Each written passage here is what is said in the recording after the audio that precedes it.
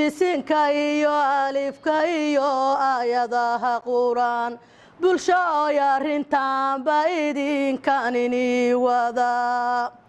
hal yar baan gooconayahayo naftayda gubay gamaa ii diidayo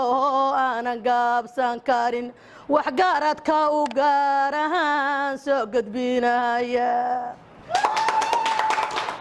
bulshooy kama dhoofin wadankayga dheemanka bulshooy kama dhuuman wadankayga dheemanka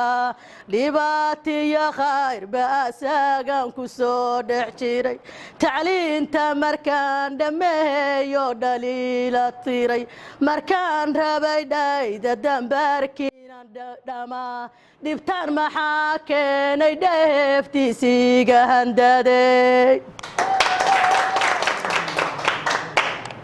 dhibtaan maxaa keenay dheeftiisiiga hantaday waxgaarad baa jooga ehey wiilaliyo gabdhaba tacliinta dhammeeyayoo aan dhaliil lahayn dhirtii bay beeren dhagixiisi bay dhiseen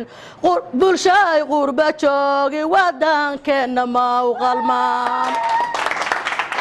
bulshay qurba joogi wadankeenna ma u qalmaan bari hadduu joogo biri buu ka dhoofayaa dhibtiisiyo dhagarti adigay ku dhibahayaan bulshay qurba joogi wadankeenna ma u qalmaan